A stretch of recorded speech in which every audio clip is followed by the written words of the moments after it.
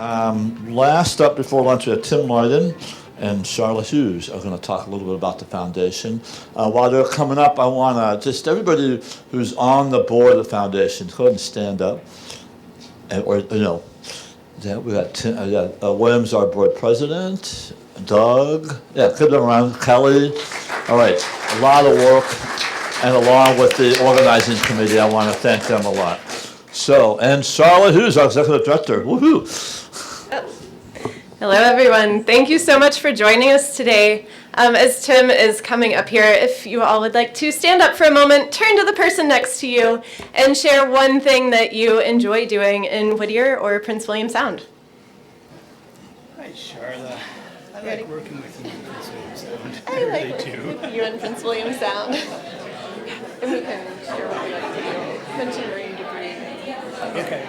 They sit down. That sounds great. Awesome. Okay, cool. You're going to kick off, right, with what? I think so. Okay. Yeah. And then just call me anytime. Okay. Can you tell me what the lunches so I can label them?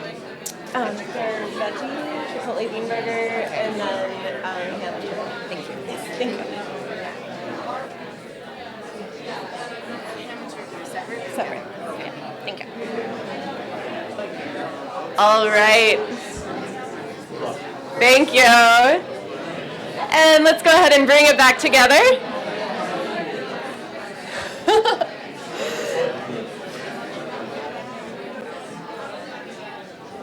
All right. You said hello. Shared one thing you enjoy doing in Prince William Sound. We have just a few more minutes with you before lunch. Okay, everybody. Moving on, lunch calls. All right. Lunch calls. We have just a few more minutes. So I'm Charla Hughes, and one thing I enjoy doing in Prince William Sound is collecting marine debris. Tim, what about you? I enjoy collecting marine debris a little bit too much and working with the Stewardship Foundation and all of you, outfitter guides, members of the public. It's just a huge privilege to work with all of you in Prince William Sound. Thanks, Tim. It's such an honor to work with you, too. So we're the Prince William Sound Stewardship Foundation. We're dedicated to helping keep Prince William Sound healthy, clean, and wild for all to enjoy. So Paul's been mentioning that throughout the day, and you may be wondering, how do we do that? So besides public education events like our annual Natural History Symposium, we also do marine debris removal. We have a multi-layered marine debris approach, including our Leave It Better campaign. So you can pick up those big yellow Alpar bags at several locations around Whittier, including the Harbor Master's Office, Lazy Otter, Alaska Sea Kayakers. You can also pick them up in Girdwood at the Chugach National Forest office and collect marine debris while you're out in the Sound and either pack it out with you or take it and put it above the high tide line, take a picture, GPS coordinates, and email us, and we'll coordinate with the Forest Service and operators who are out in the Sound to get that off the coast. We also have multi-day marine debris trips, which we'll be talking about in just a minute, and some single-day opportunities as well. We also do trail and recreation site restoration. Tim mentioned earlier a partnership at Blackstone Bay, and there are other sites as well. We do invasive species mitigation. You can keep an eye out for the upcoming Whittier Slug Out in June, as well as citizen science projects and our Prince William Sound Forum. If you're on Facebook, you can join us there and stay in the loop. So one of our main projects that we work on really wouldn't be possible without our partnership with the Chugach National Forest, and that's our marine debris work. We have a 3-zone approach. We go to the Night Island area each year, and then the other 2 zones are rotating. And with this, the Stewardship Foundation, you've seen us on social media and probably in your email inboxes quite often telling you about these opportunities to volunteer. Our marine debris opportunities are incredibly popular, and they're supported by a lot of different organizations. So the Forest Service, you can see here at Night Island out with the Coast Guard last year, as well as with scientists who are working on data collection here too. Catherine Youngblood joined us last year from Georgia as we were working with our protocol for the NOAA Marine Debris Tracker app.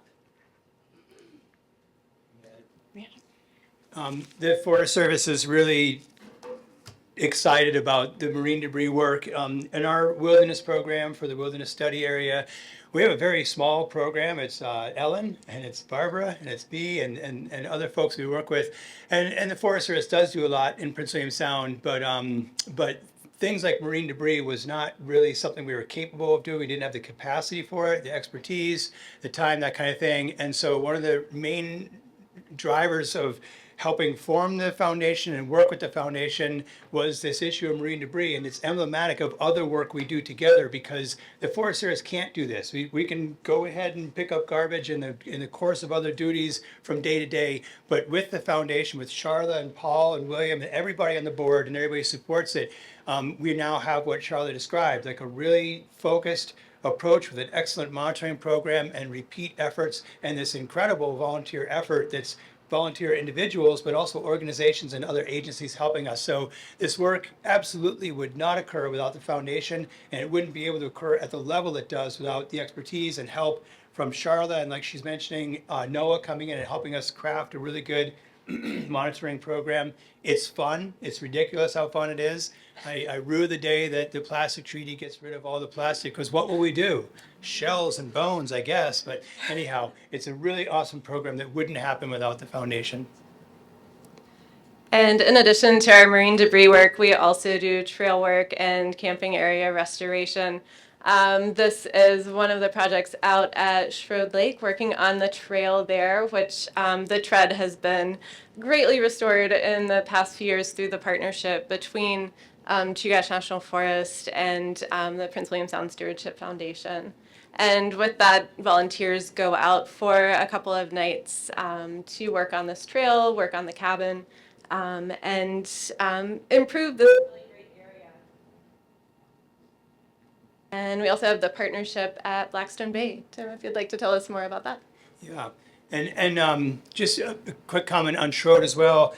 We have a trail crew. Some folks from the trail crew are here in the room. Elias and I saw Jesse here too. But we do have a trail crew. We have a lot of trails on the road system. So the help from the foundation in restoring the Fiord Lake Trail has been hugely helpful, and we're expanding with the help of the Prince William Sound Resource Advisory Committee to work at Hobo and Granite and Derricks and Spit as well. So much appreciation there. And then I mentioned the work from in Blackstone earlier, as that's become such a popular spot. I think we've created a really very high quality camping experience there that preserves remoteness and privacy while also putting in an enhancement like these wonderful steps and the hardened sites and the outhouse.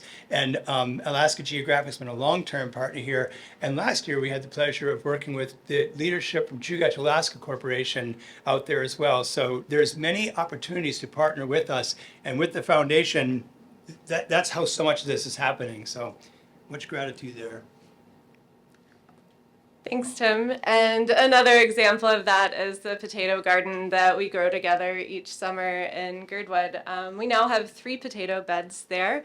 We'll actually be planting the potatoes this Thursday at 3:45 if you'd like to join us.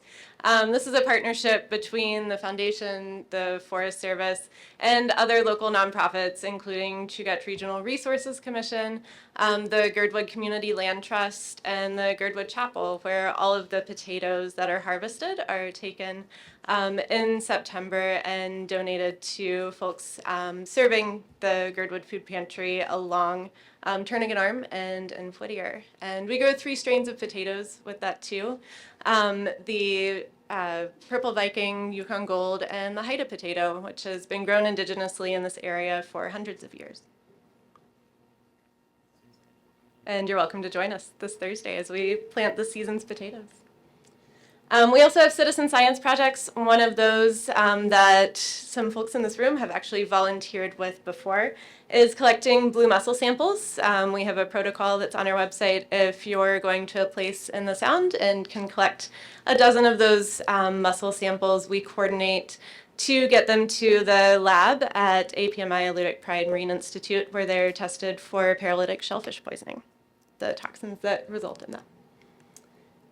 And we also have many other partnerships. I see Jamie Lone just came in. She'll be around here as we have our tabling session with lunch.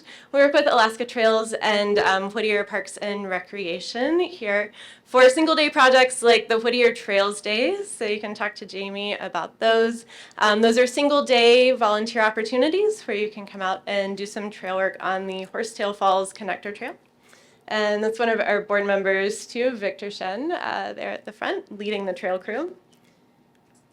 And we also have the Head of the Bay Cleanup Day coming up this year. Is Saturday, May 25th, so that Saturday before Memorial Day weekend. And you can talk to me or Jamie or other volunteers who've been part of this and join us in a couple weeks. And if you have any other questions about volunteering, you can see us. You can also visit our website, princewilliamsound.org. And I think we have a minute for a question or two here as well.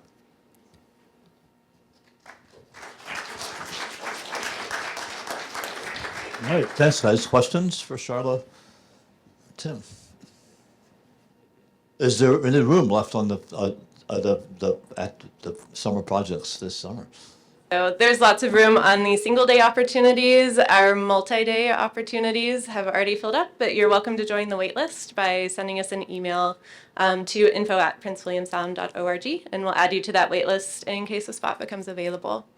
If you would like to get early sign up on those volunteer projects, consider becoming a member, and you get early access to that on March 1st. They open to the public on March 8th. Yeah, Tim? I'm not always wanting things developed out in the Sound, but a couple of years ago on my last kayak trip, we went from Icy Bay up to Crafton. And along the way, especially down by Icy Bay, as you know in the Sound, there's not a lot of great places to camp. And there's one down there, and it was kind of getting destroyed, and it seemed more by boaters and kayakers from what we could pick up.